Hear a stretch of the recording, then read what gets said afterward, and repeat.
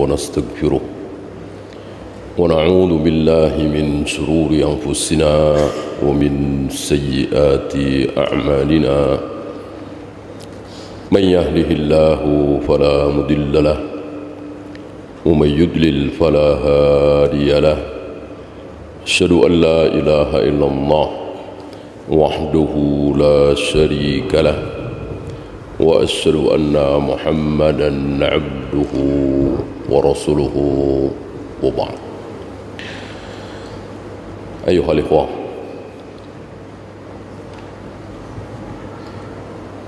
ketika ada kalimat bahwa ada sesuatu yang hilang dari kaum muslimin,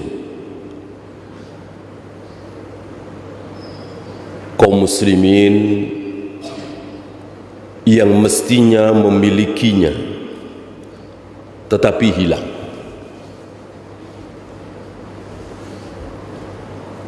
Apa kira-kira? Salat? Tidak. Masih banyak jutaan kaum muslimin yang salat. Puasa? Tidak. Masih banyak jutaan kaum muslimin yang berpuasa. Pakai jilbab? Jutaan. Haji, umrah? Jutaan. Apa kira-kira? Tentu banyak. Yang akan kita bahas adalah salah satunya. Apa? Keyakinan. Keyakinan. Antum tahu kayak apa keyakinan Abu Bakar? Antum tahu kayak apa keyakinan Umar, Utsman, Ali, Zubair, Thalhah, Abdurrahman bin Auf dan seterusnya, para sahabat yang dijamin masuk surga. Seluruh sahabat secara umum dijamin masuk surga. Itu menonjol apanya? Salatnya saya kira enggak jauh beda. Antum kira Abu Bakar, Umar salat subuh berapa rakaat? 2. Antum kira Abu Bakar, Umar puasa Ramadan berapa hari? 30 hari. Abu Bakar, Umar Qiyamul Lail berapa? Sama dengan Nabi, enggak pernah lebih dari 11. Kalau lagi safar, salat zuhur, asar, Abu Bakar, Umar dan para sahabat berapa? 2. Ya, enggak jauh beda. Apa yang beda? Keyakinan. Oleh karena itu sebagian tabi'in yang penasaran kayak apa Abu Bakar dan Umar. Ini tabi'in tabaqat kedua atau ketiga. Tabi'in tabaqat pertama barangkali ketemu, walaupun masih kecil sekali ya. Tabi'in tabaqat kedua. Kan tabi'in ada 3 tabaqat, atba'ut tabi'in ada 3 tabaqat. Yang tidak pernah bertemu dengan Abu Bakar dan Umar. Mungkin seperti Hasan Basri misalnya, atau Atha bin Abi Rabbah misalnya, atau Tawus, itu bertanya kepada Ibnu Umar, Abu Hurairah dan lain-lain, bagaimana keadaan Abu Bakar sampai namanya diabadikan dalam Al-Quran, bagaimana keadaan Umar sampai Nabi bilang, kalau ada Nabi lagi setelah aku, Umar yang akan jadi Nabi. Kayak apa orangnya, kayak apa sholatnya, kayak apa puasanya, nggak pernah tertawa, selalu menangis. Dijawab oleh Ibnu Umar, tidak. Sholat seperti sholat kita, puasa seperti puasa kita, secara dohir ya. Tertawa ketika ada sesuatu yang memang pantas memancing tawa. Nggak makan lapar, nggak minum haus. Apa yang membedakan Abu Bakar dengan yang lain? Kata Ibnu Umar, keyakinan Abu Bakar yang ada di dadanya sebesar gunung. Ditonjolkan apanya? Keyakinannya. Jadilah Abu Bakar sebagai as-siddiq, siddiqul akbar, yang kalau boleh Nabi mengikat Khalil, beliau akan mengikat Khalil dengan Abu Bakar, dan tidak boleh karena beliau sudah terikat Khalil dengan Allah Rabbul Alamin. Karena tidak boleh ada yang ketiga, tidak boleh ada yang keempat, tidak boleh ada yang kelima. Cukup dua. Khalilullah di muka bumi ini cukup dua. Seandainya boleh tiga, Abu Bakar. Kayak apa Abu Bakar? Dan yang ditonjolkan oleh Ibnu Umar, tentu Ibnu Umar lebih tahu tentang Abu Bakar daripada kita semua. Yang ditonjolkan apa? Keyakinannya. Nah, bandingkan dengan keyakinan kita hari ini yang sangat-sangat rapuh. Sudah tahu riba itu haram, dia bekerja di tempat riba.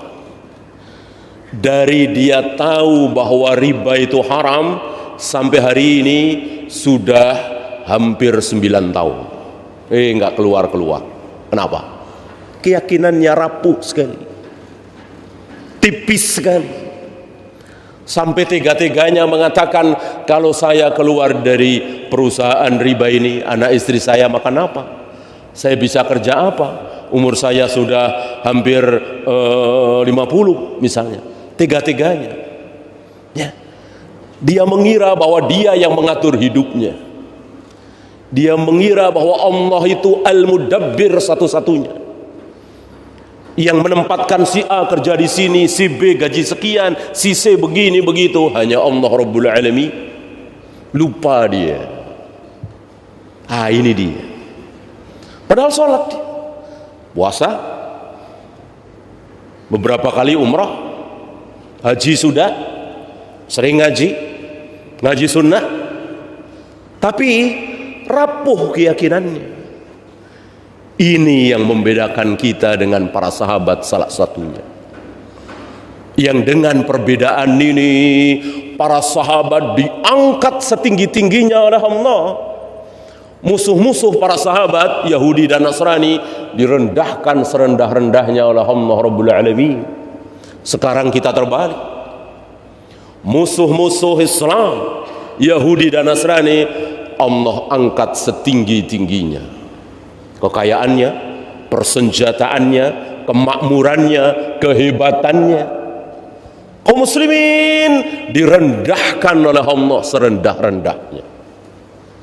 Bagaimana saudara-saudara kita di Myanmar, di Moro, di Patani, di Kashmir, di Palestina, di Syria, Allah rendahkan serendah-rendahnya, termasuk di negeri kita ini. Mayoritas jumlah kita, betul. Tapi bagaimana? Rendah. Ya, siapa yang merendahkan? Allah Rabbul Alamin. Antum jangan bilang yang membikin Amerika, Eropa, Jepang kaya jaya itu setan, iblis. Bukan. Yang membikin Amerika, Eropa, Jepang, orang-orang kafir jaya, menang, kuat siapa? Allah Rabbul Alamin. Sama dengan yang membikin para sahabat jaya di hadapan Romawi dan Persia, siapa? Allah Rabbul Alamin. Yang membikin hari ini kaum muslimin terpuruk, porak-poranda, siapa? Allah Rabbul Alamin. La haula wala quwata illa billah, ya kan? Iblis enggak punya kekuatan, setan enggak punya kekuatan, illa billah. Ya. Nah, apa sebabnya? Keyakinan. Ya. Kalau antum tidak percaya, coba antum tes.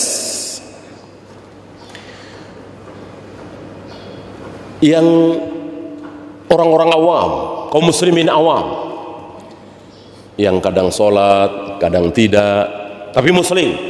Jangan katakan mereka kafir ya. Hati-hati. Syubhat khawarij di mana-mana nih. Ya. Jarang sholat, jarang puasa, suka minum khamar. Muslim kafir? Muslim. Kalau memang dia muslim.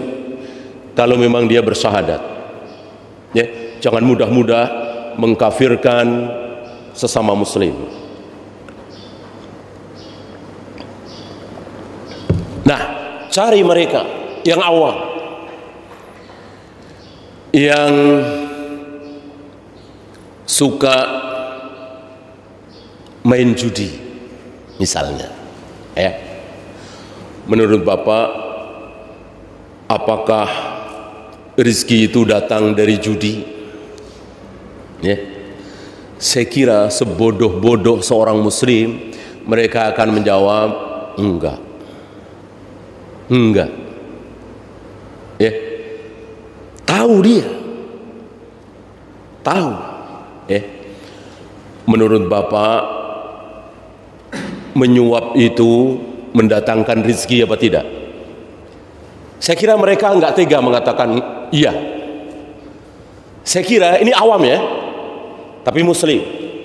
Jangan orang Jepang, jangan orang Amerika. Kaum muslimin awam. Insya Allah mereka akan mengatakan tidak. Berjudi, menyuap, tipu-tipu, bohong, enggak akan mendatangkan rezeki. Rezeki itu didatangkan dengan jujur, amanah, kerja keras, berdoa, silaturahim, banyak sedekah. Ini keluar dari mulut kaum muslimin yang awam sekalipun, apalagi antum yang ngaji. Tetapi lihat prakteknya. Nah, lihat prakteknya. Jauh dari apa yang mereka ucapkan ketika ngobrol, apalagi ketika ngaji. Apalagi ketika ngaji, jauh. Ini dia. Jadi apa yang dia ketahui dengan apa yang dia yakini jauh. Jauh, itu penyakit. Ambil contoh yang mudah. Betapa keyakinan itu luar biasa mahal.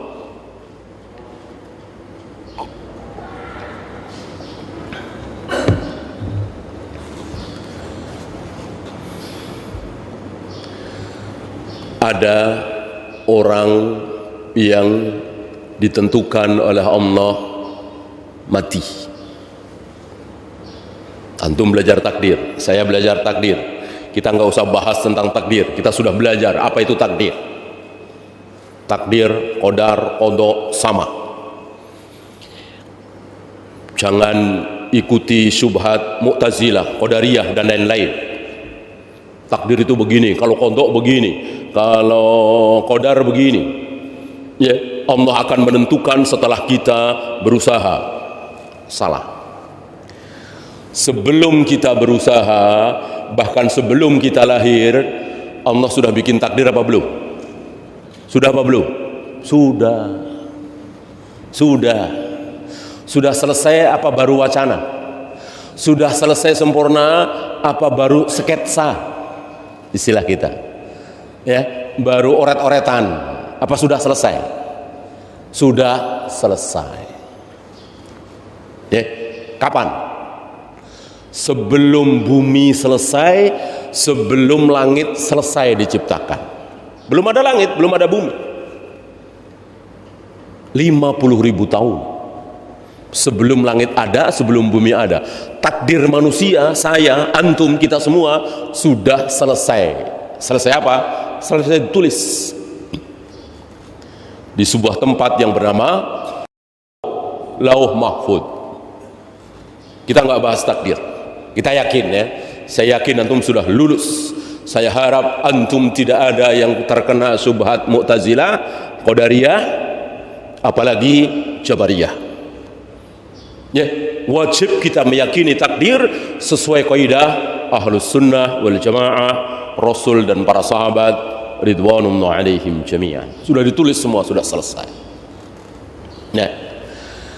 Nah, Allah takdirkan si fulan mati tanggal 10 Januari misalnya. Allah takdirkan si fulan mati 10 Januari.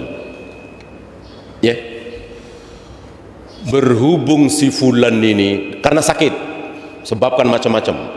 Mati bisa karena tabrakan, bisa karena dibunuh, bisa karena gantung diri, bisa karena sakit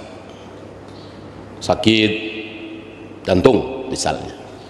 Nah, si fulan ini tanggal 10 Januari Allah tulis meninggal, asbabnya sakit jantung.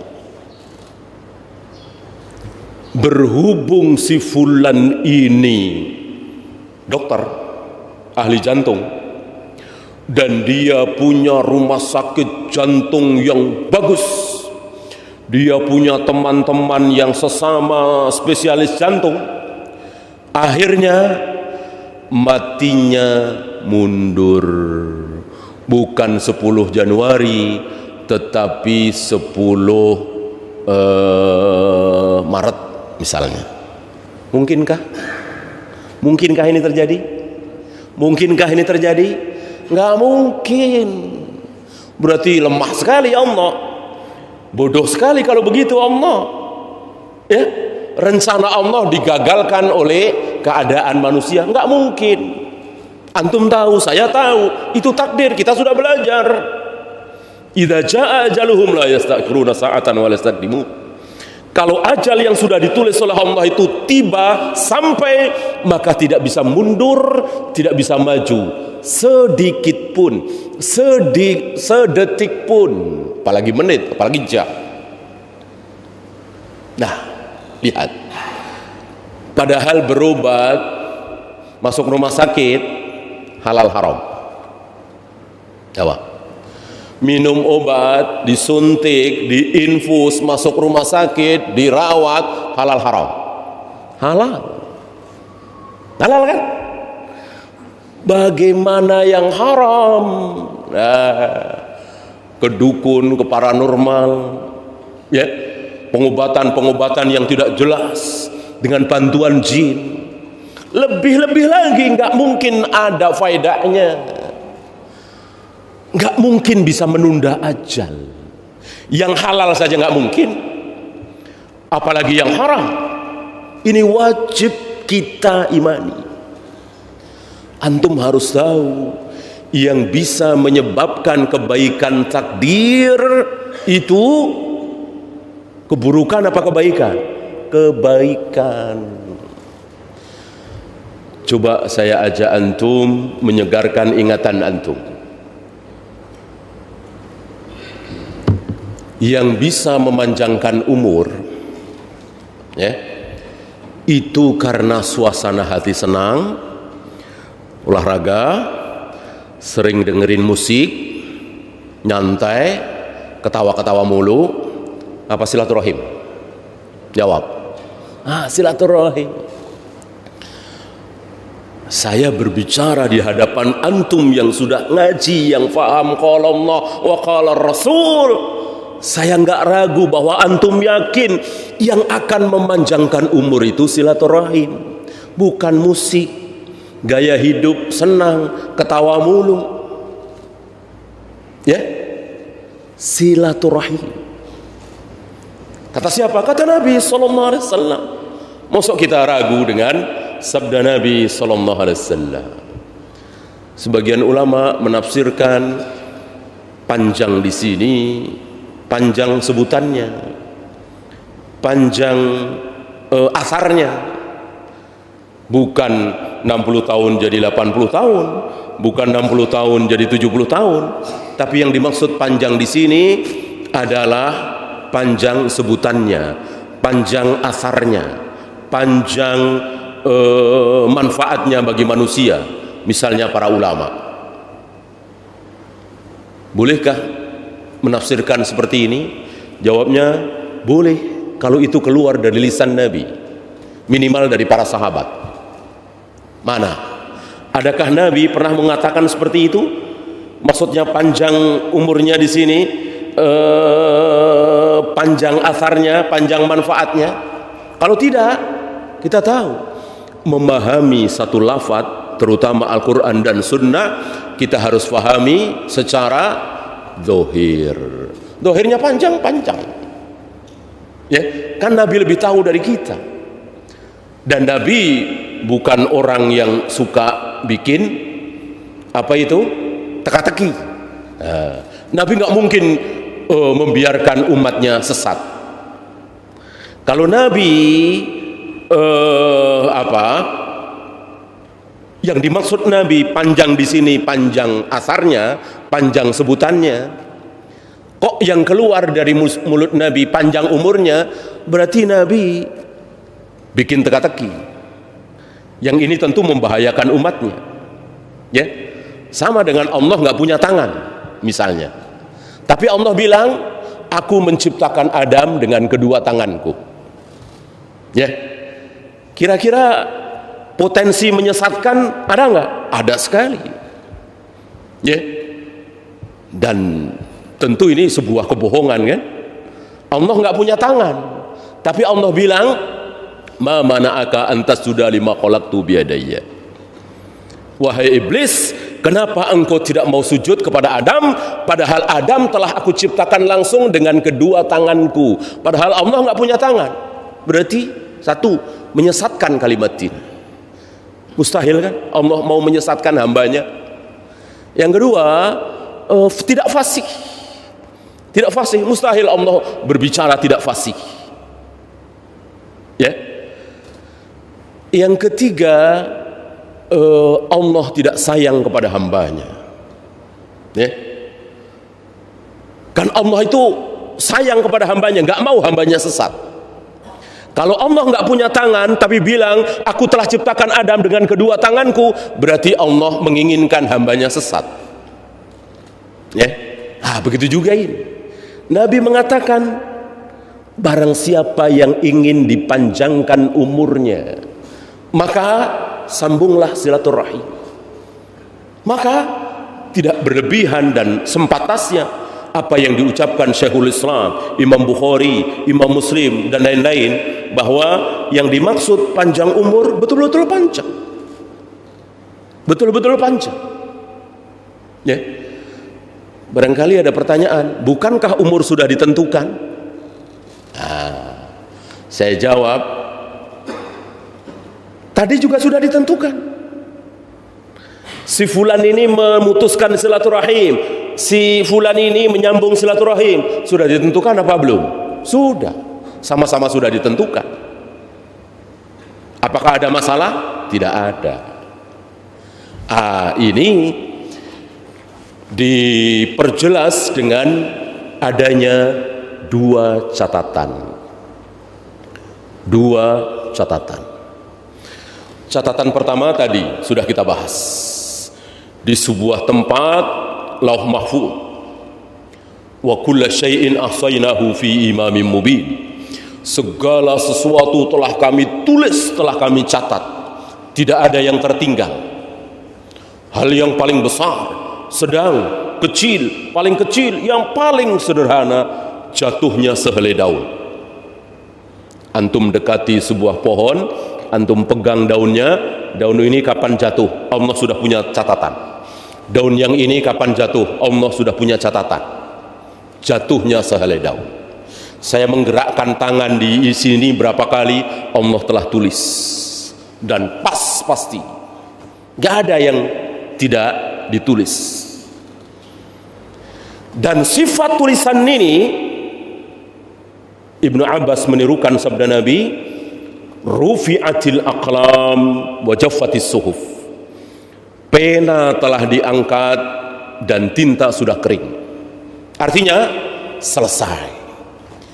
Tidak ada perubahan sedikit pun.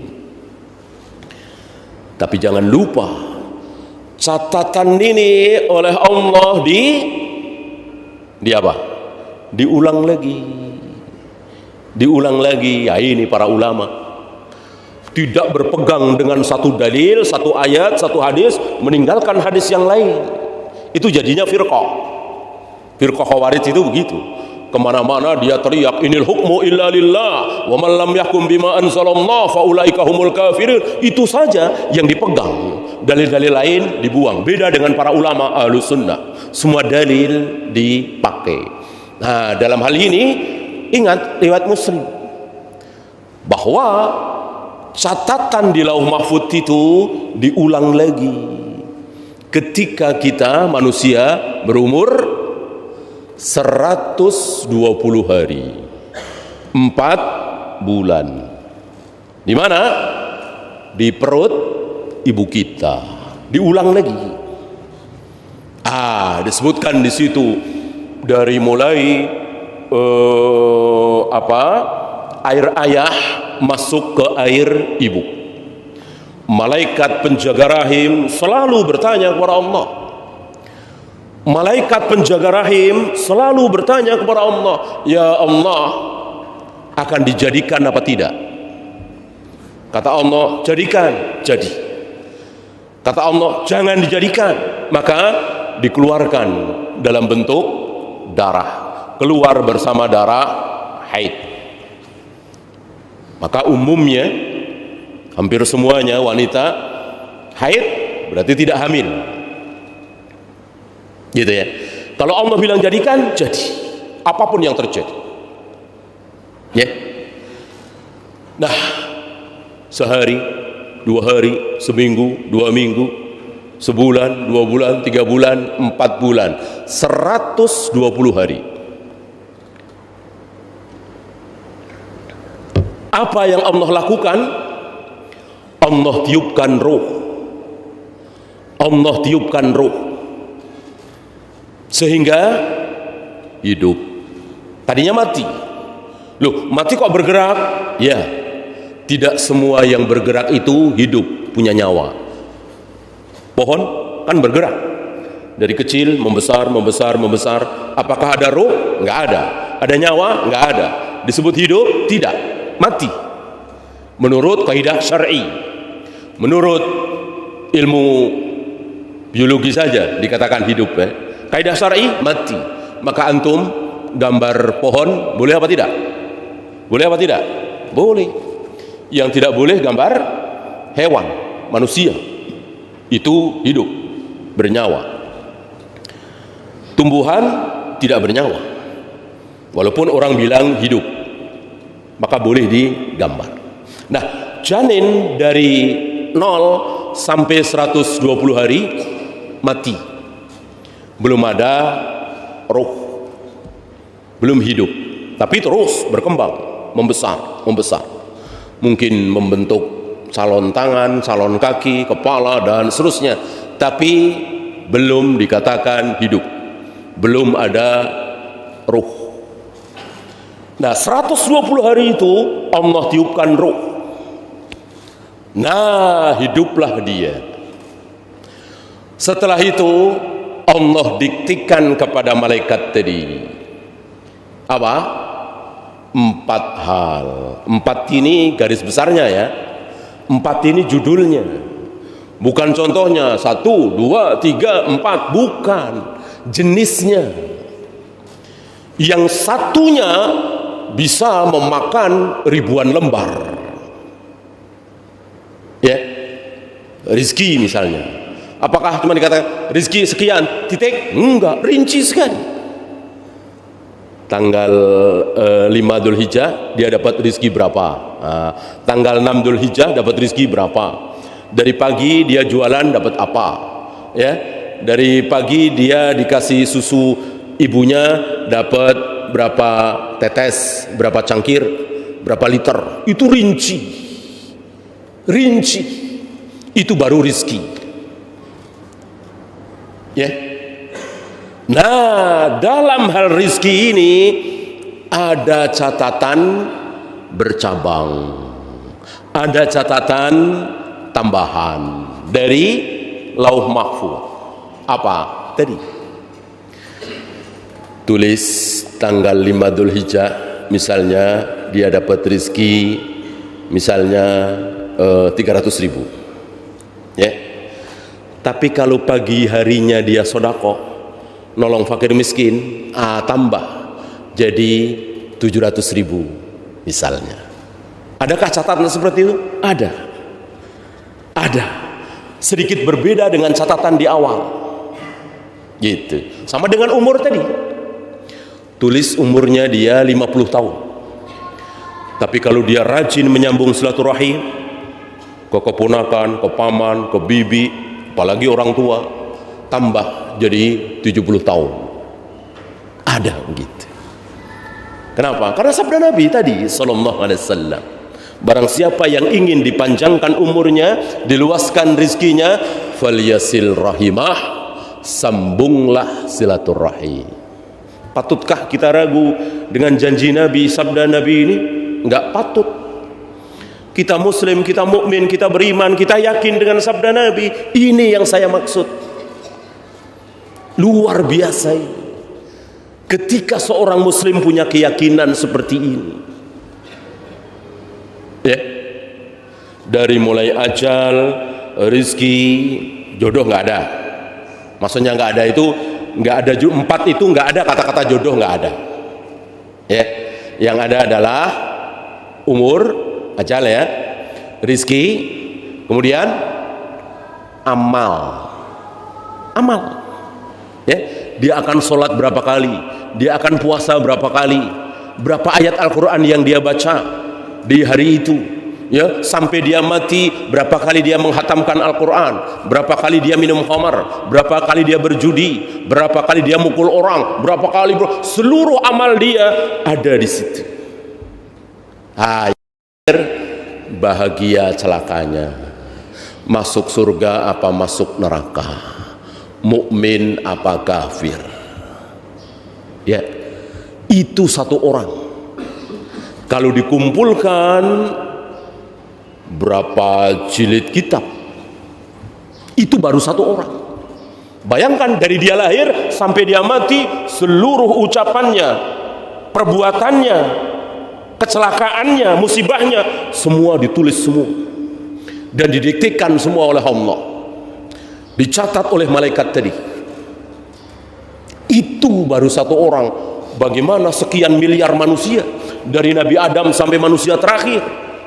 Di situ baru kita faham, lau kanal bahru midadan, seandainya seluruh air lautan jadi tinta, dipakai untuk menulis ucapan-ucapan Allah, firman Allah, maka habis itu air lautan, firman Allah belum habis ditulis. Ya bayangkan, satu manusia saja berapa kitab itu, ya, belum hewan, belum tumbuhan, belum batu, belum gunung, belum semuanya Allah ucapkan. Belum Allah berbicara pada Jibril, ya, Allah berbicara kepada malaikat maut, Allah berbicara kepada siapapun yang Allah kehendaki. Ya, ini dia. Kita mulai dari sini, keyakinan kita insya Allah Ta'ala akan tumbuh. Ya, karena seluruh kebaikan yang kita inginkan itu penyebabnya adalah kebaikan. Tadi, kalau ingin panjang umur, silaturahim. Kalau ingin tertahan dari berbagai macam bala, maka rajin sedekah. Ya, kalau ingin sembuh dari penyakitnya, rajin sedekah. Sabda Nabi sallallahu alaihi wasallam, hasinu amwalakum bizakah wa dawu amradakum bisadaqah. Bentengi harta kalian dengan cara bayar zakat, obati penyakit kalian dengan cara memperbanyak sedekah. Itu dia. Bukan suap. Bukan suap. Ya. Contoh menarik.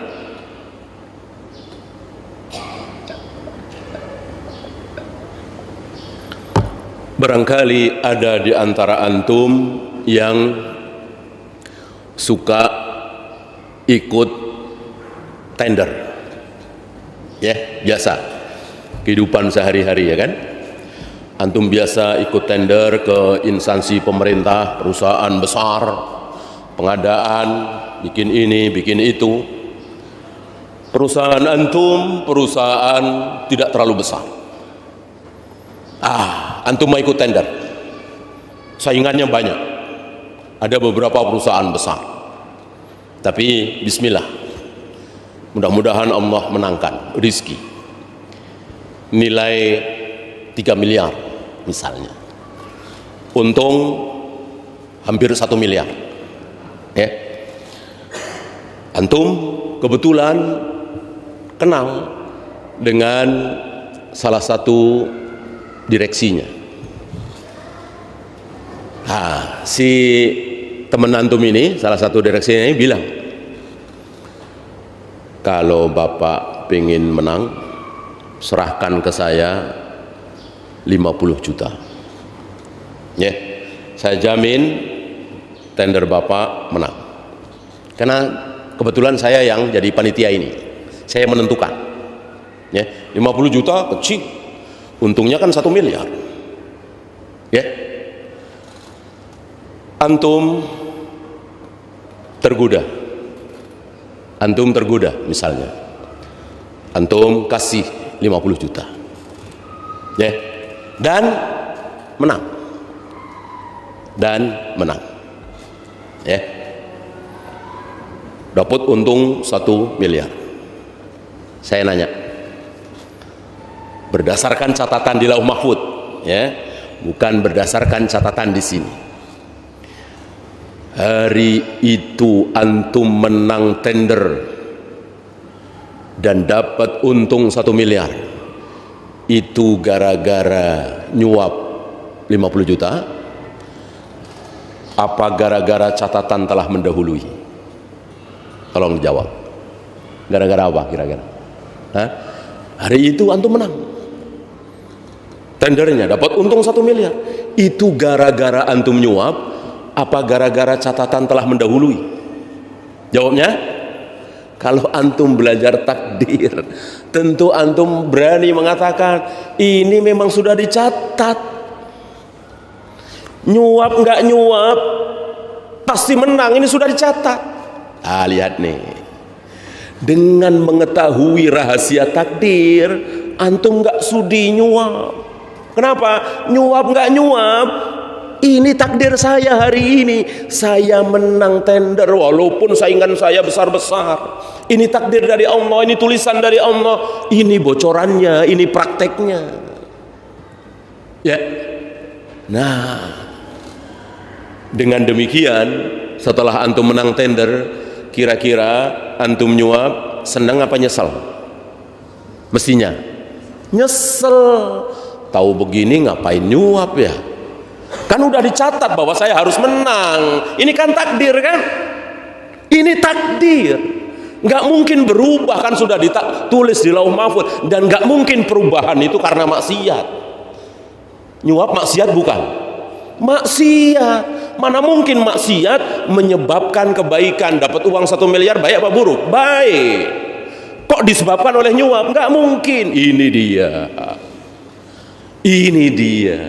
Orang Jepang, orang Amerika, orang Eropa nggak tahu rahasia ini. Antum tahu, saya tahu. Mestinya kita bersyukur. Ini bocoran ini. Allah membocorkan rahasia ini. Mestinya kita senang dapat bocoran, ya kan? Kenapa kita tidak manfaatkan?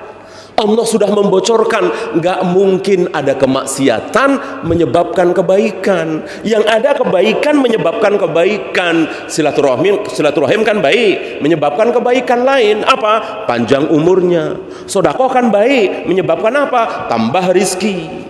Sedekah kan baik, menyebabkan apa? Penyakitnya sembuh, dan seterusnya. Itu yang harus kita yakini. Itu yang hilang dari kita. Yang ada di otak kita mirip dengan apa yang ada di otaknya orang-orang Yahudi. Yahudi betul begitu. Ya kalau nyuap menang, kalau nggak nyuap kalah. Yahudi, Nasrani, Jepang, Amerika, Eropa, orang-orang kafir begitu.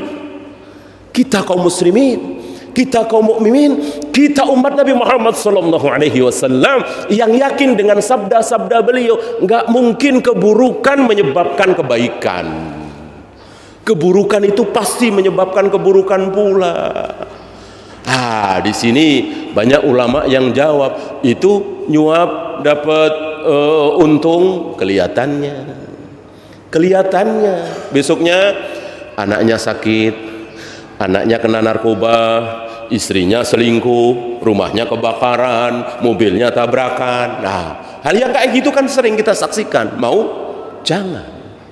Jangan mau seperti itu. Memang dapat 1 miliar, tapi kebakaran, kecelakaan, anaknya sakit, kena narkoba, istrinya selingkuh, dibayar 5 miliar, nggak terbayar. Mau seperti itu? Jangan. Keyakinan seorang muslim.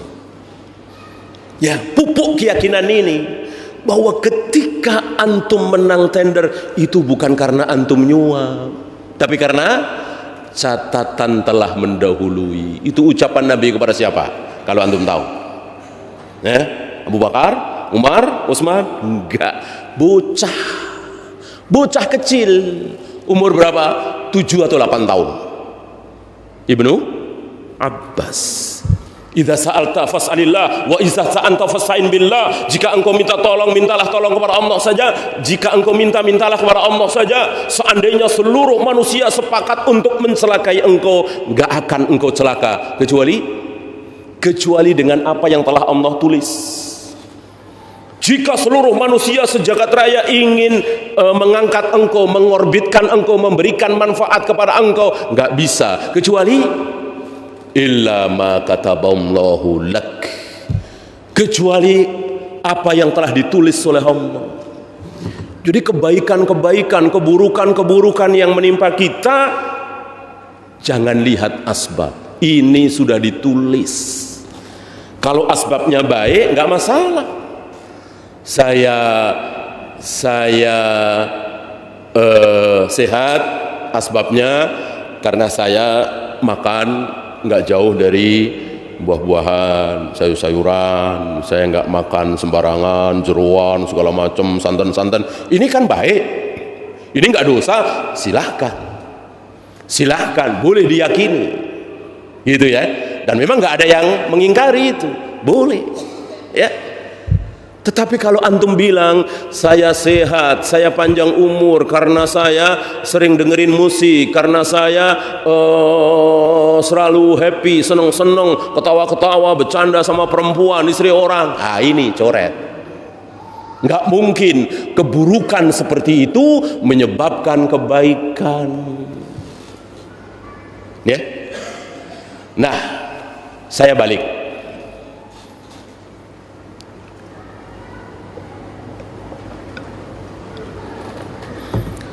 Antum ditawarin tadi untuk nyuap 50 juta sama Pak Direksi tadi, antum tolak. Enggak Pak, saya mau lurus-lurus saja, saya pingin sportif. Kalau menang alhamdulillah, kalah ya sudah, bukan rezeki saya, ya. Akhirnya antum kalah, yang menang perusahaan lain, antum nggak jadi dapat untung 1 miliar, mungkin rugi transport, rugi waktu, ya. Pertanyaan saya, hari itu antum kalah tender, itu gara-gara antum nggak mau nyuap, apa gara-gara catatan telah mendahului? Gara-gara catatan telah mendahului. Pantaskah nyesel? Jangan. Ngapain nyesel? Malah senang. Alhamdulillah tadi saya nggak nyuap. Kalau saya nyuap, saya rugi 50 juta. Orang saya pasti kalah. Kan ini catatan takdir. Mungkin aku berubah? Tidak. Tadi Nabi mengatakan rufi'atil aqlam wa jaffatis suhuf. Pena telah diangkat, tinta sudah kering, nggak mungkin bisa berubah kecuali perubahan dari baik ke baik tadi. Nggak mungkin perubahan dari buruk ke baik. Ini dia. Ternyata ilmu bisa mendatangkan keyakinan, ilmu yang lebih rinci. Selama ini kaum muslimin ilmunya kurang rinci, kan? Ilmunya kurang rinci, ya. Silaturahim, memanjangkan umur, mendatangkan rezeki, titik. Maka rinci. Oleh karena itu ciri khas majelis salaf, ciri khas ulama salaf dalam pembahasannya selalu memenuhi 2 sifat. Apa? Taksil, tafsil. Taksil, tafsil. Apa taksil? Betul-betul berdasarkan dalil. Ada usulnya, ada asalnya. Sahih. Yang kedua, tafsil. Apa tafsil? Rinci. Rinci. Saya nanya, Khawarij, Qadariyah, Jahmiyah, Jabariyah, bahkan Syiah, Rafidhah, pakai dalil nggak? Pakai dalil nggak? Pakai. Al-Quran dan Sunnah? Iya. Iya. Bahkan yang mengatakan Ali kafir, Muawiyah kafir, Amr bin As kafir, pakai dalil. Inil hukmu illa lillah wa man lam yahkum bima anzalallah faulaika humul kafirun. Mau dikemanakan lagi? Yang tidak berhukum dengan hukum Allah kafir. Ini Ali dan Muawiyah tidak pakai Allah hukumnya, pakai dua manusia, Amr bin As dan Abu Musa al-Asy'ari. Ali kafir, Muawiyah kafir. Lihat, Khawarij pakai dalil. Makanya banyak yang tergoda, banyak yang terkesima. 12.000 bayangkan, 12 atau 11.000, antara 11 sampai 12.000, kan bukan jumlah yang sedikit ukuran hari itu. Kenapa? Pakai dalil, luar biasa. Tapi tidak tafsil, tidak dirinci. Setelah dirinci, ketahuan, datanglah Ibnu Abbas, iqamatul hujjah di hadapan mereka dengan rinci tafsil 3/4 atau 2/3, antara 2/3 sampai 3/4, ya, antara 6.000 sampai 7.000, ya. Yang apa? Yang taubat. Yang taubat. Karena apa?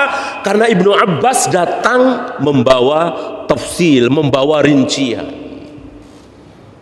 Ini pembahasan salaf, bukan mujmal, garis besar. Kalau secara mujmal saja, itulah firqah itu selalu semua pakai dalil, tapi mujmal sekali. Istilah kita mentah sekali. Yang matang siapa? Salaf, Ahlus Sunnah wal Jamaah. Lihat, baru bahas masalah keyakinan, ya. Ini saya mencontek ucapan para ulama, ya. Mana mungkin saya berani ngarang sendiri, ya kan? Ini hanya ucapan para ulama, dan sudah banyak itu. Maka nggak usah mikir sendiri, ngarang sendiri. Baca tulisan-tulisan Syekhul Islam, Ibnu Qayyim al-Jauziyah, Al-Dhahabi, Al-Iraqi, Sya'albani, Syabin Bas, cukup. Nggak usah ngarang sendiri, ya. Perbanyaklah baca, duduklah di majelis ilmu, lebih selamat daripada baca satu ayat, baca satu hadis, diutak-atik sendiri, ya.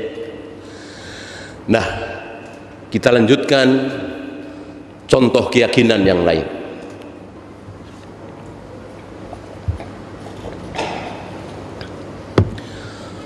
Antum punya uang 1 juta,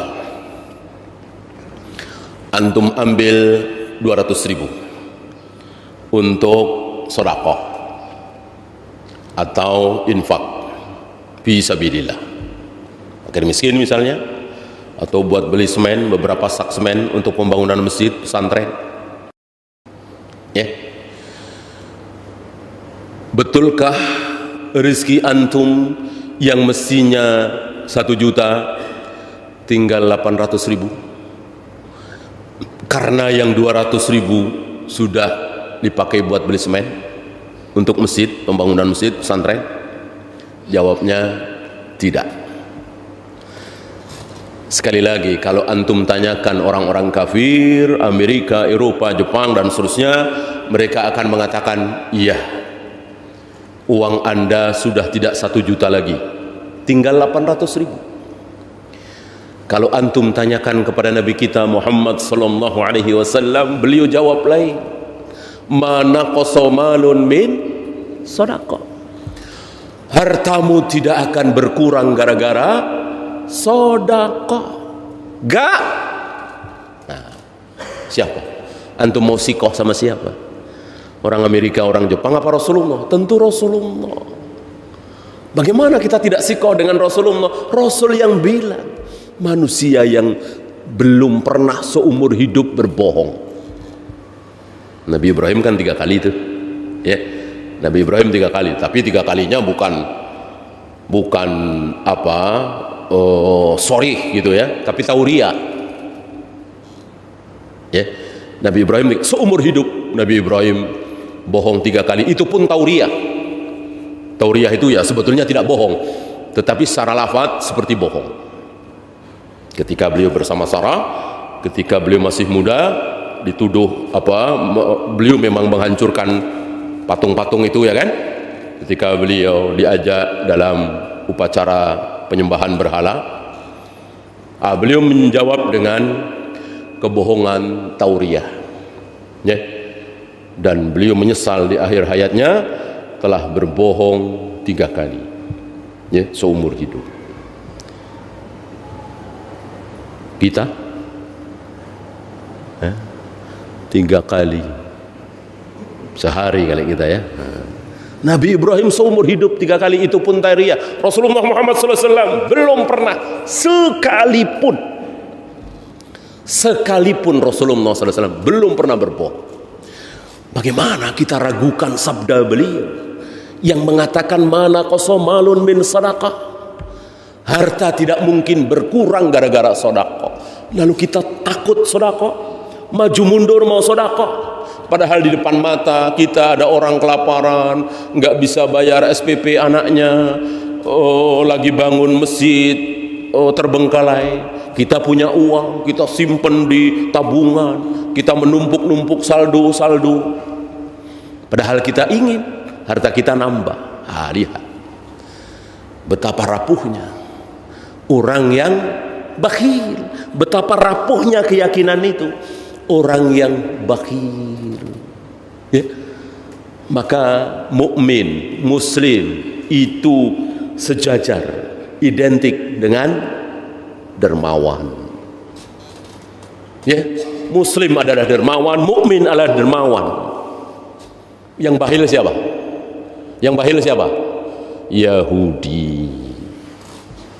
Sebakhil-bakhil manusia Yahudi. Apa kata Nabi? Kalau bukan karena Yahudi, nggak mungkin ada daging yang busuk. Gara-gara Yahudi ada daging busuk. Tahu antum ceritanya? Daging busuk gara-gara Yahudi? Tahu lah ya, nggak usah dibahas ya.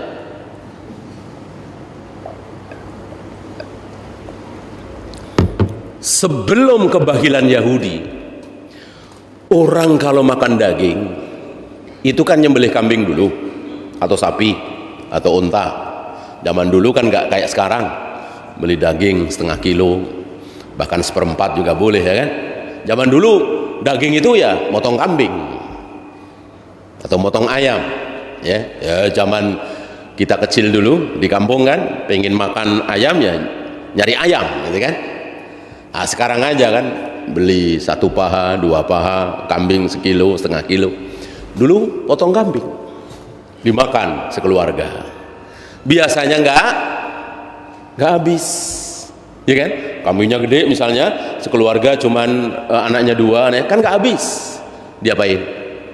Nggak habis diapain? Dikasih ke tetangga. Itu kaum muslimin kayak gitu. Kaum muslimin dari zaman Nabi Adam, Idris, Nuh, Hud, Saleh, Ibrahim, Ismail, seperti itu, ya. Jadi motong kambing, motong sapi, dimakan sekeluarga atau 2, nyisa bagi-bagi. Nah, datanglah satu keluarga Yahudi, entah siapa namanya. Saya kira Rasul nggak menyebut ya.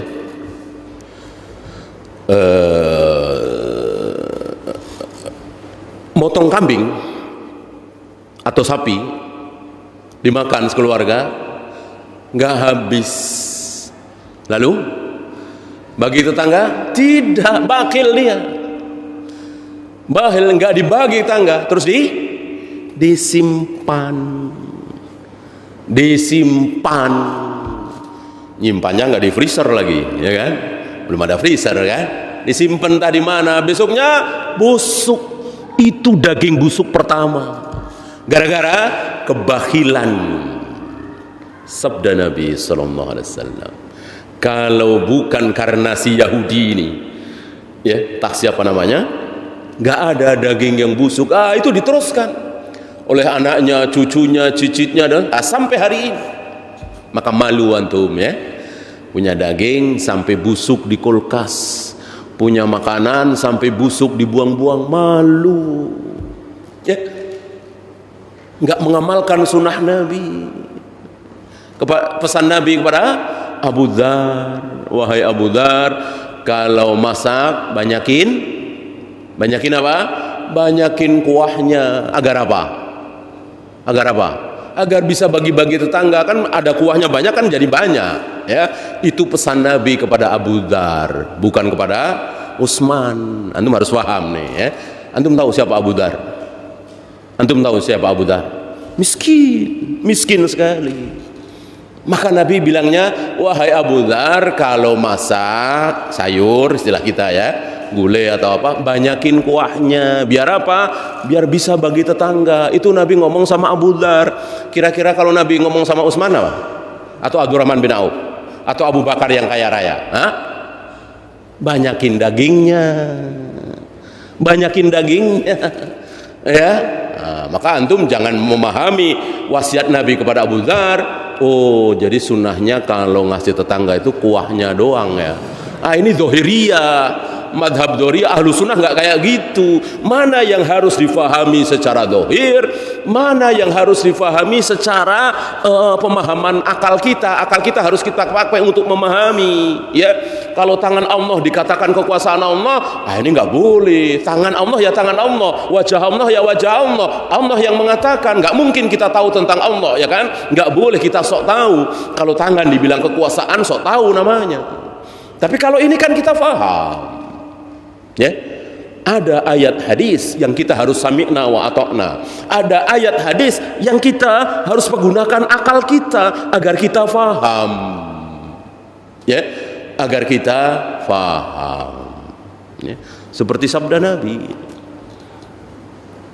man qara'a ayatal kursi, barang siapa yang selalu membaca ayat kursi setelah selesai sholat wajib 5 waktu, maka tidak ada yang menghalangi dia masuk surga kecuali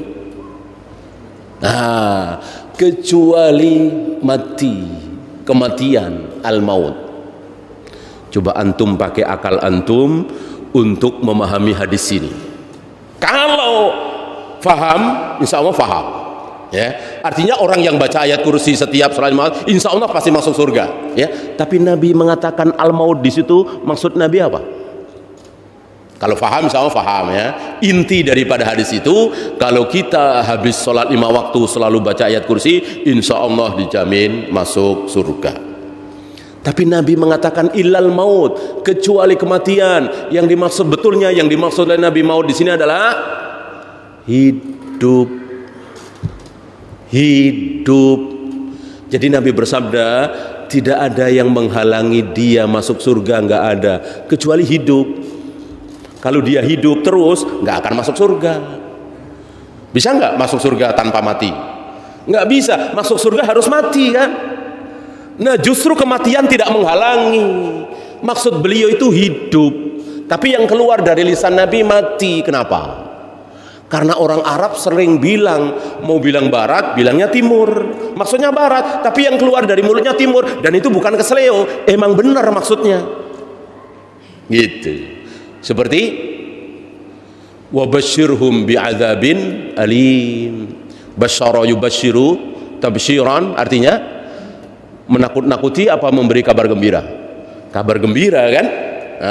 Wabashirhum bi'adzabin alim, berikanlah kabar gembira kepada mereka bahwa mereka akan mendapatkan azab yang pedih. Kok kabar gembira? Mestinya kabar buruk. Sebaliknya, ya. Ini biasa orang Arab. Karena sudah jelas, maka ngomong sebaliknya. Gitu. Ya mungkin kita juga sambil bercanda suka begitu ya. Ketika kita disuguhin kopi, pakai gelas yang gede banget gitu ya. Nah, antum bilang gelasnya kecil amat. Nah, padahal maksudnya gede amat gitu kan, karena bercanda aja. Karena udah jelas. Ini kira-kira. Maka kita pakai akal kita untuk memahami dalil. Jangan pernah memakai akal kita untuk apa? Menolak dalil. Akal haram dipakai untuk menolak dalil. Akal wajib dipakai untuk apa? Untuk memahami dalil. Ya. Kita lanjutkan tentang keyakinan.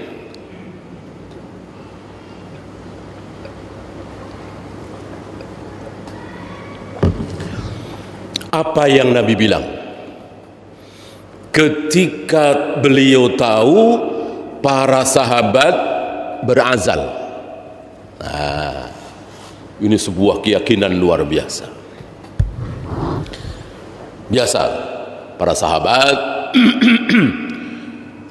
tidak mau istrinya hamil. Sebetulnya bukan istrinya, budaknya, budak perempuannya. Ya, antum tahu budak perempuan boleh halal dijima selain istri, dan itu jelas ayatnya. Illa ala azwajihim au ma malakat aimanuhum. Bahwa seorang mukmin itu disuruh menjaga farjinya, menjaga nafsu birahinya, harus dijaga, tidak boleh dilampiaskan kecuali dua. Pertama, istri. Kedua, budak perempuan. Maka di luar dua ini haram. Di luar dua ini haram. Ketika seseorang melampiaskan hawa nafsu syahwatnya di luar dua ini haram, apapun bentuknya, apapun bendanya. Ya. Maka Imam Syafi'i tegas, istimna unani haram, tegas. Ya. Nah, para sahabat ketika menjima budaknya ini, nggak mau budaknya hamil. Kalau istri mau, maka para sahabat berazal. Ya, kita nggak bahas hukumnya. Hukumnya insya Allah halal. Nah, para sahabat mengatakan, kunna na'zil wal Qur'anu yanzil. Kami berazal di saat Al-Quran sedang turun, wahyu turun, Nabi belum wafat, dan tidak ada satupun ayat yang mengharamkan azal. Berarti boleh. Kita nggak bahas hukumnya, kita bahas hakikatnya. Ketika Nabi mendengar para sahabat berazal, apa kata Nabi? Ini keyakinan bahwa azal yang kalian lakukan tidak mungkin membatalkan apa? Ruh yang telah Allah persiapkan. Oh, ini rupanya keyakinan seorang Nabi sallallahu alaihi wasallam yang mestinya kita ikuti. Bahwa azal yang secara logika nggak mungkin hamil, mengeluarkan air mani di luar rahim, gimana hamil, ya kan? Nggak mungkin. Ya kalau kata dokter, ini sudah dipotong, sudah diputus, ini pakai spiral, ini pakai pil, ini nggak mungkin hamil. Kata Nabi, tidak mungkin membatalkan rencana Allah. Apa rencana Allah? Roh itu tidak mungkin batal. Antum harus tahu ya, ketika antum menunjuk anak perempuan umur 3 tahun misalnya, ada anak perempuan lagi lari-lari di depan kita umur 3 tahun. Ini anak perempuan itu nanti kalau dewasa menikah punya anak berapa, Allah sudah tahu belum? Tentu sudah. Tahu doang? Tidak. Allah telah persiapkan rohnya. Roh lebih dulu daripada lahirnya jasad. Ya. Adapun calon manusianya memang sudah ada. Sebelum lahir kan di perut ibu. Sebelum di perut ibu di mana? Sebelum masuk di perut, antum mau bilang nggak ada gitu? Kalau sebelum lahir semua orang tahu di perut ibunya. Sebelum di perut ibunya di mana? Nggak tahu antum? Antum nih sebelum lahir tentu di perut ibu. Sebelum di perut ibu di mana? Di sulbi ayah. Di sulbi ayah. Ya. Lah, ketika ayahnya belum lahir, ayahnya lagi. Sulbi ayahnya lagi. Berarti kakek antum. Ya, kakek antum belum lahir, bapaknya kakek terus, maka seluruh manusia dulu pernah berkumpul bareng di sulbinya Adam. Di sulbinya Adam. Dan sulbi Adam itu disentuh oleh tangan Allah 2 kali. Sentuhan pertama Allah mengatakan, inilah anak cucumu yang akan masuk surga. Kemudian Allah sentuh kedua kali, inilah anak cucumu yang akan masuk neraka. Kita semua ada di situ. Ya, tentu kita berharap di sentuhan yang pertama tadi. Ya. Nah, kembali anak perempuan umur 3 tahun tadi. Dia nanti punya anak berapa? Allah telah tahu dan Allah telah rencanakan. Allah telah persiapkan apa? Rohnya. Ya. Allah telah persiapkan 5 ruh. Misalnya.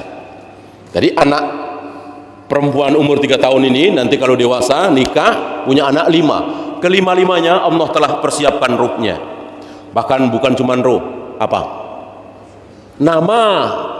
nama telah ada. Ya. Pertama Wakiem, kedua Wakino, ketiga Tukiem, ya. Orang Jawa misalnya kan. Allah telah teruskan, ya. Bapaknya pas ibunya hamil, pas istrinya mau melahirkan, bingung mikir nama siapa, ya. Mikir ke sana, akhirnya Wakiem juga, ya. Pasti sama dengan Allah yang rencanakan. Nggak mungkin Allah rencana Wakiem, akhirnya dia siapa, ya, nama bintang film ini nggak mungkin, ya. Kata Allah Wakiem pasti Wakiem, ya. Wakino pasti Wakino, nggak mungkin yang lain. Nah, suami istri ini anak 3 tahun tadi sudah nikah, yang Allah persiapkan anaknya 5. Tiba-tiba setelah punya anak 2, KB, vasektomi, ya, putus. Kata dokter nggak mungkin punya anak, ya. Vasektomi, ya, selama ini memang nggak punya anak, putus. Akhirnya sampai wanita ini meninggal, anaknya cuma 2, nggak jadi 5. Pertanyaan saya, mungkinkah hal ini terjadi? Nggak mungkin. Masa Allah bodoh, masa Allah lemah, masa rencana Allah batal hanya gara-gara vasektomi, spiral, pil segala macam? Nggak mungkin. Jadi kalau ada wanita vasektomi lalu anaknya cuma 1, berarti ya memang Allah telah takdirkan anaknya 1. Ada seseorang yang KB lalu anaknya cuma 2, maka ya Allah telah takdirkan 2, kan kita nggak tahu catatan di sono, ya kan? Paham? Ini dia keyakinan, ya. Oleh karena itu kalau antum berusaha, udah berusaha aja, berusaha, nggak usah stres. Kenapa? Hasil itu sudah ada, ya. Kalau antum pakai suap, pakai pelicin, karena tipu-tipu, berarti antum meragukan belum ada catatan, kan? Karena antum udah yakin sudah ada catatan, ngapain tipu-tipu? Seperti tadi, antum bodoh sekali kalau mau nyuap. Katanya antum yakin bahwa tender menang atau tidak sudah ditulis oleh Allah. Gimana antum berani? Kan bodoh sekali kalau antum berani nyuap. Paham? Ini. Ini kita harus bersyukur, karena orang kafir nggak ada yang tahu nih rahasia ini, nggak ada yang tahu. Antum tahu, kita tahu, alhamdulillah, kita syukuri dan kita amalkan. Dapat bocoran, kan selama ini antum suka nyari-nyari bocoran, ya kan? Nah, ini ada bocoran bagus sekali, kenapa nggak dimanfaatkan?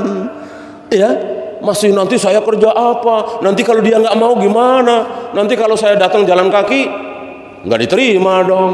Nah, pinjam mobil kayak apa, rental mobil mewah biar dikira punya kita, biar lamarannya diterima. Janganlah, bodoh. Cara-cara seperti itu bodoh. Berarti dia belum belajar takdir. Ya, karena itu kan tadlis. Itu tadlis kan? Tadlis itu ya mirip-mirip bohong. Hampir bohong. Bohong kan tidak baik. Maksud akibatnya jadi baik, diterima lamarannya. Kita ngelamar seorang wanita atau ngelamar kerjaan diterima kan baik. Kok disebabkan oleh hal yang buruk? Mustahil. Buruk jadi buruk, baik jadi baik. Ya. Walau anna ahlal qura amanu wattaqau la fatahna alaihim barakatim minas sama'i wal ard. Allah janjikan akan memberikan keberkahan kepada kaum muslimin dari langit dan dari bumi. Itu kalau kaum muslimin apa? Kalau kaum muslimin baik apa buruk? Baik. Apa? Beriman dan bertakwa. Ya, bukan hal yang lain, bukan hal yang ikut-ikutan orang kafir. Kaum muslimin harus punya ormas, kaum muslimin harus berorganisasi, kaum muslimin harus punya partai Islam, kaum muslimin harus masuk ke parlemen, masuk ke kabinet, kaum muslimin harus ikut-ikutan Yahudi dan Nasrani, berdemokrasi ria, baru akan jaya. Dikemanakan ayat ini?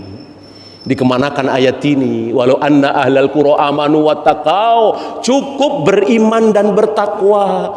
Ada takrif takwa itu harus bikin organisasi, ormas, ya, demo, partai Islam, mana?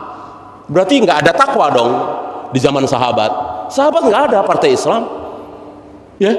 Padahal di hadapan mereka ada Abu Jahal, Abu Lahab, ada tokoh-tokoh Yahudi, Abdullah bin Ubay bin Salul, yang Nabi juga tidak punya kekuatan penuh menghadapi Abdullah bin Ubay bin Salul.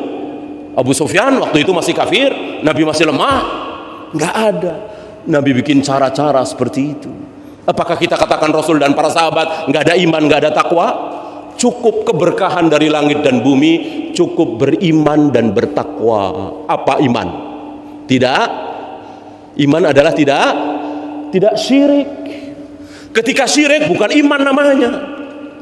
Ketika kaum muslimin bertauhid dengan tauhid sesungguhnya, harapan untuk muncul keberkahan dari langit, dari bumi. Ketika masih ada syirik, bukan iman. Kubur-kubur keramat didatangi, minta-minta kepada orang yang sudah mati, ya, menyembah orang yang sudah mati. Gimana? Ini bukan iman. Gimana keberkahan akan muncul? Keberkahan akan muncul dengan iman, dengan takwa. Apa takwa? Imtithalul awamir wassinabun nawahi, melaksanakan perintah. Sudah pada sholat berjamaah di masjid, ini keberkahan muncul dari sini. Daripada teriak-teriak di jalanan, mencaci maki presiden, menghujat pemimpin, teriaklah agar kaum muslimin berbondong-bondong ke masjid, sholat berjamaah, sholat subuh berjamaah. Itu jelas, ini takwa. Tinggalkan riba, tinggalkan judi asuransi, tutup aurat, jangan pakai rok mini. Itu takwa. Teriakan seperti itu jelas. Daripada bikin partai Islam, keluar masuk parlemen, mereka berharap kejayaan Islam. Tidak. Apa 15 tahun ini nggak cukup pelajaran buat kita? Nggak cukup, ya. Tahun 99 berharap kita semua dari partai Islam itu berharap, kita semua berharap, ya, kosong, ya. Ustadz-ustadz kita, Ustadz Hakim Sajazid nggak berharap. Beliau sudah tahu, nggak ada apa-apanya. Beliau berilmu. Ustadz muda, para sebagian tulak masih berharap. Ya mudah-mudahan Ustadz, ya mudah-mudahan Ustadz, siapa tahu dengan mereka masuk kabinet, masuk parlemen kan bisa mewarnai, ada dakwah di parlemen. Berharap, ya sebagian anak-anak muda yang masih di Lipia atau baru lulus Lipia berharap, mudah-mudahan kita dukung sajalah. Akhirnya semua tahu, ya kosong harapan itu. Ya. Adapun yang berilmu dari awal tidak berharap, karena tidak ragu dengan ayat tadi, yakin dengan ayat tadi, yakin seyakin-yakinnya nggak mungkin akan terjadi kejayaan Islam, daulah Islam, nggak mungkin tanpa lewat iman dan amal soleh. Kan janji Allah di surat An-Nur kan begitu, wa'adallahu alladziina aamanu minkum wa 'amilus shalihat la yastakhlifannahum fil ard. Yang Allah janjikan akan memberikan kekhalifahan di muka bumi itu ketika apa? Ketika mereka beriman dan beramal soleh. Beriman dan beramal soleh. Kenapa nggak yakin? Cukup dengan iman dan amal soleh, cukup. Mereka nggak merasa cukup. Mosok sih cuman sholat doang, ngaji-ngaji doang, kapan menangnya? Ya, ntar ngaji, ya, bahas masalah darah haid, bahas darah istihadah, bahas masalah turun sujud, dengkul dulu apa tangan dulu, ya, tasyahud digerakkan apa tidak. Mereka melihat pembahasan seperti ini, pembahasan yang tidak ada hubungannya dengan kejayaan Islam. Mereka lupa dengan ayat tadi. Coba, apa kata Nabi tentang kebaikan Islam? Bahwa umatku akan selalu berada dalam kebaikan. Kebaikan itu apa? Menang, jaya, bisa nginjak-nginjak Yahudi dan Nasrani, bisa membantai orang-orang Yahudi, itu baik. Kebaikan Islam kan? Nanti jelas janji Nabi 70.000 Yahudi Asfahan akan dibantai oleh kaum muslimin, itu kebaikan. Ya, sekarang kebalik, boro-boro mau membunuh 5 Yahudi saja sulit sekali. Yahudi di depan mata di Palestina mau dibunuh 5 saja, boro-boro 70.000, 5, 2 nggak sanggup. Baik ini enggak. Yahudi membunuh kaum muslimin Palestina sulit apa gampang? Gampang sekali. Ini baik apa tidak baik? Tidak baik. Nah, Nabi bilang umatku akan selalu berada dalam kebaikan selagi kumpulkan ingatan antum agar antum semakin yakin, teruskan sabda Nabi ini. Umatku akan selalu berada dalam kebaikan selagi umatku menyegerakan buka puasa. Lihat, mengakhirkan sahur. Deket-deket subuh baru sahur, begitu azan maghrib langsung buka. Itu dilakukan, akan berada dalam kebaikan. Antum ragu dengan sabda Nabi ini? Ini sabda Nabi alaihi salatu wassalam. Mungkinkah kita ragu? Gak mungkin. Lihat saudara-saudara kita, jam 4 sudah sahur, setengah 4 sudah sahur. Sebagian mereka sudah maghrib masih ketawa-ketawa, ya, tidak langsung membatalkan. Shadaqa Rasulullah sallallahu alaihi wasallam. Ternyata kejayaan Islam itu dimulai dengan keyakinan taat kepada Allah dan Rasulnya, jangan dengan akal kita. Kecuali Nabi nggak bikin cara, kecuali Nabi nggak bikin petunjuk, silahkan kita boleh mikir sendiri. Ini Nabi sudah ngasih petunjuk, mosok kita nggak yakin? Kalau pengen jaya, kalau pengen menang, caranya begini nih, begini. Nabi sudah katakan. Tata cara buang air saja Nabi sudah jelaskan. Bolehkah menghadap kiblat kalau di ruang terbuka? Bagaimana kalau nggak ada air? Pakai apa? Berapa kali? itu tentang cara buang air. Gimana meraih kejayaan Islam? Nabi nggak ajarkan? Mustahil. Nabi sudah ajarkan. Kenapa kita nggak pakai ajaran Nabi? Kita malah ikutan Yahudi dan Nasrani, pakai akal kita. Kalau kita nggak masuk parlemen gimana? Kita nggak bisa mewarai. Kalau kita nggak jadi penguasa gimana? Kalau kita. Nah, sementara Nabi bilang begitu. Akan baik kalian kalau kalian beriman dan beramal soleh, itu sudah cukup. Masih ingat ucapan Imam Malik yang ditulis dengan tinta emas oleh para ulama? Apa kata Imam Malik? La tasluhu hadhil ummah illa bima saluha biha awwaluha. Umat Islam ini tidak akan jaya kecuali apa? Kecuali dengan cara yang pernah ditempuh oleh pendahulu umat ini. Apa ada pendahulu umat ini siapa? Pendahulu umat Islam ini siapa? Tentu Rasul dan para sahabat. Adakah Rasul dan para sahabat meraih kejayaan dengan cara demokrasi? Demo, bikin partai Islam? Ya, enggak ada cara-cara seperti itu. Yang dilakukan oleh Rasul dan para sahabat beriman beramal soleh, jauhi riba, jauhi judi, asuransi. Lalu Allah ridho. Ketika Allah ridho, Allah tolong. Kalau Allah tolong kaum muslimin, kecil Amerika, kecil Eropa. Nah sekarang Amerika besar, Jepang besar, Eropa besar. Karena apa? Karena kaum muslimin tidak dibesarkan oleh Allah, tidak ditolong oleh Allah. Kenapa kaum muslimin tidak ditolong oleh Allah? Karena kaum muslimin tidak menolong agama Allah. Kan jelas ayatnya, intan surullah yansurkum. Allah hanya akan menolong kalian kalau kalian menolong agama Allah. Sudahkah kita tolong agama Allah?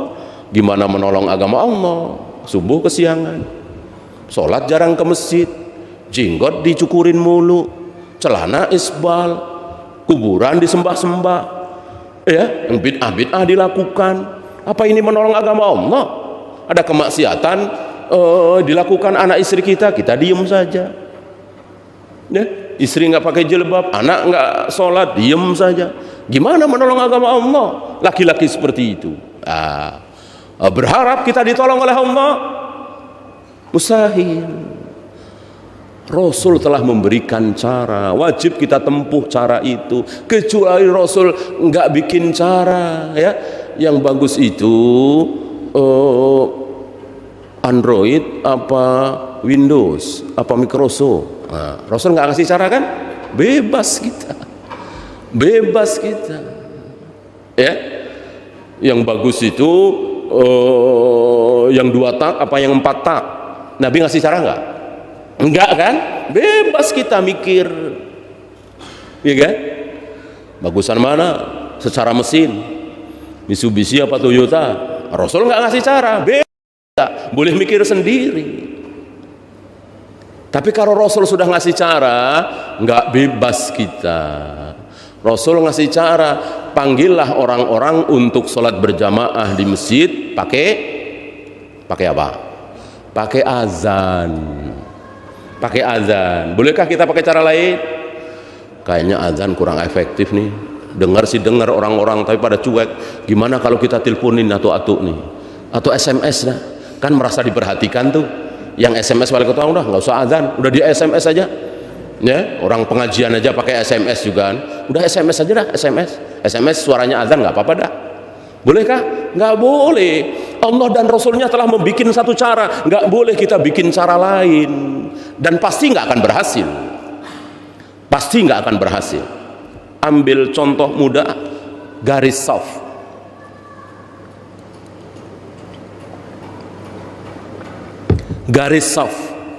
Ya. Agar lurus dan rapat, Nabi pakai cara apa? Tarbiyah.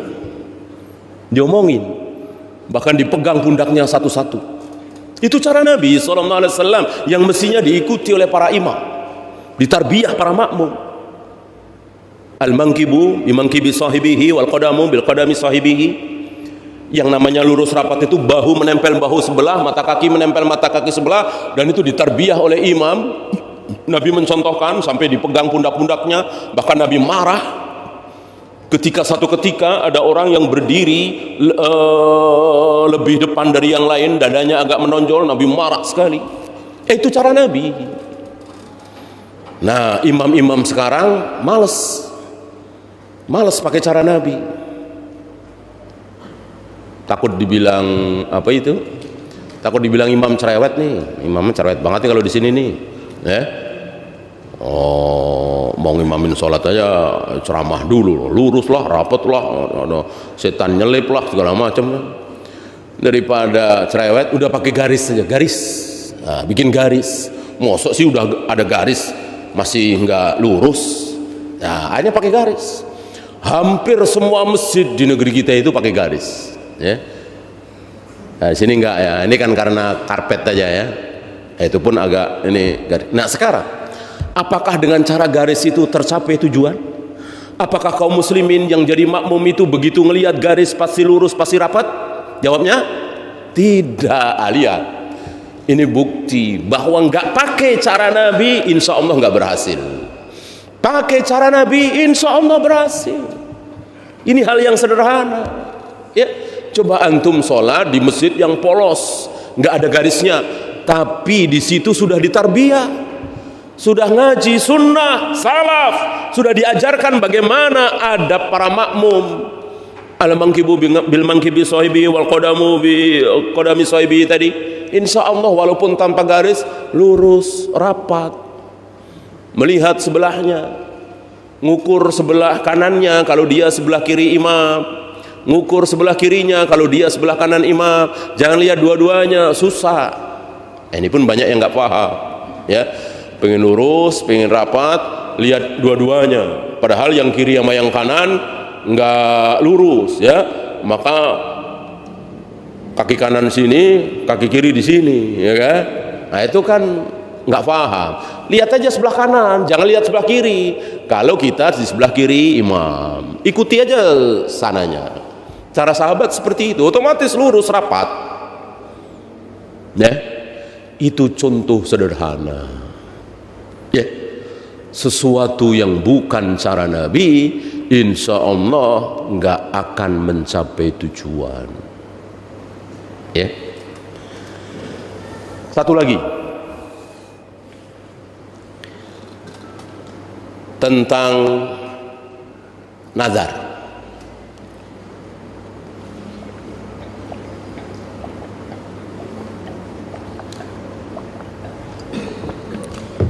Hampir-hampir sebagian kaum muslimin beranggapan bahwa kalau ingin sekali anaknya lulus ujian dengan nilai bagus 5 besar, itu pakai nazar. Nah, ya Allah, kalau anak saya lulus ujian masuk 5 besar, saya akan sodakoh buat masjid 100 juta, orang kaya dia misalnya. Sebagian kaum muslimin beranggapan bahwa dengan nazar seperti ini muncul kebaikan, ya, padahal tidak. Dan nazar seperti itu baik apa buruk? Para ulama mengatakan dua-duanya buruk. Ya, berselisih para ulama, nazar seperti itu dua. Apa? Kalau nggak makruh haram, kalau nggak haram makruh. Kenapa? Yang mengatakan haram ada dalil. Yang mengatakan makruh jelas. Ya. Karena Nabi mengatakan nazar seperti itu, sodakoh 100 juta, nungguin anaknya lulus ujian nilai terbaik 5 besar. Kata Nabi, itu sodakohnya orang apa? Sodakohnya orang apa? Orang Bakhil. Bakhil, lihat kata-kata bakhil, mana mungkin bakhil baik? Nah, maka para ulama mengatakan makruh, sebagian haram. Ya, bakhil. Ya iya kan? Dia punya uangnya miliaran, mau sodakoh bantu masjid 100 juta, pakai nunggu anaknya lulus ujian. Bakhil kata Nabi. Ya, maka kalau mau nazar jangan pakai iwad, jangan pakai pengganti. Istilah kita jangan pakai embel-embel. Lulus ujian, sembuh dari sakit, jangan. Katakan saja, ya Allah, saya bernazar bulan depan saya sodako 100 juta, titik. Itu boleh, itu halal, itu baik, itu yang dilakukan oleh para sahabat. Adapun disangkut pautkan dengan lulus ujian, sembuh dari sakit, dan seterusnya, bakhil. Selain bakhil, apa kata Nabi? Tidak akan bisa merubah apa? Tidak akan bisa merubah takdir. Kalau takdirnya nggak lulus, kalau takdirnya nggak masuk 5 besar, nggak masuk. Kalau takdirnya masuk, walaupun tidak usah pakai nazar. Ya, yang bisa merubah takdir apa tadi? Silaturahim, ya, sedekah, ya, berdoa, gitu. Walaupun ini juga bagian dari takdir. Takdir merubah takdir kan nggak masalah, ya kan? Lari dari takdir boleh nggak? Boleh.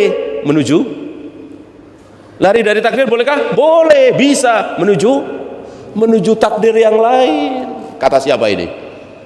Kata Umar. Ketika Umar dikritik, dikomplain oleh Abu Ubaidah bin Jarrah, dan kaget Umar, menyayangkan kok Abu Ubaidah bin Jarrah ngomong seperti ini. Ya, kan Umar setelah tahu bahwa di Syam terjangkit taun, Umar memutuskan pulang. Musyawarah dulu. Ini Abdurrahman bin Auf belum datang.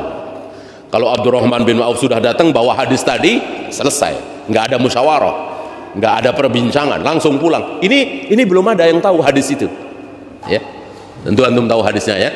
Larangan masuk sebuah negeri, daerah, perkampungan yang sedang terjangkit taun.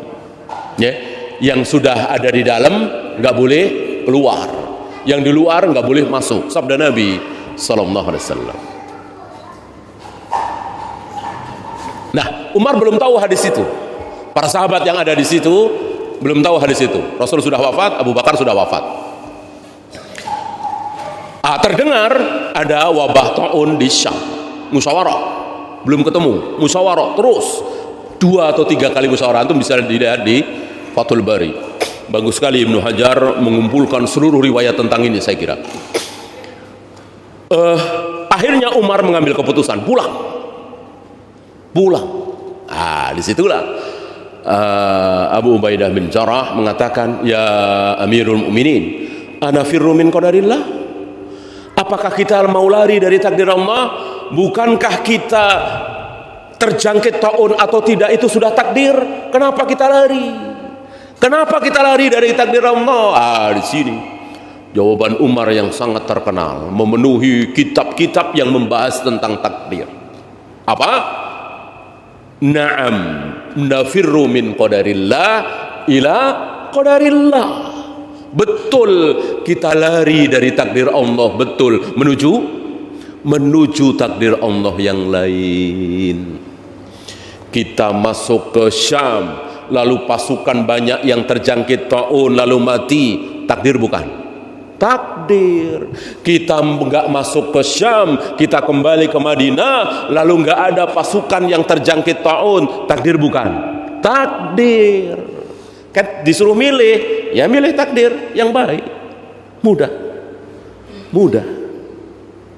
Ya. Nah, adapun nazar, kata Nabi, ini bocoran lagi, tidak akan bisa merubah takdir. Ya, Allah telah takdirkan anaknya tadi nggak lulus. Begitu Allah dengar mau sedekah untuk masjid 100 juta, lalu Allah tergoda, mungkin nggak? Wah, 100 juta boleh juga nih. Mungkinkah? Nggak mungkin. Emang Allah kita mudah tergoda? Nggak mungkin. Kalau Allah katakan nggak lulus, mau 1 miliar, mau 1 triliun, nggak mungkin Allah tergoda. Ya, itu makna sabda Nabi bahwa nazar tidak akan merubah takdir, dan wajib kita yakini. Maka jangan nazar, berdoa saja. Ya Allah, luluskan anak saya. Ya Allah, sembuhkan anak saya. Ngapain pakai nazar-nazar? Ya, kecuali tadi nazar yang tanpa iwad, nazar yang tanpa embel-embel. Ya Allah, aku bernazar bulan depan aku akan berpuasa 3 hari. Bulan depan aku akan sedekah 10 juta. Ya, di hadapan Allah dia janjikan, itu boleh. Ya, wallahu a'lam.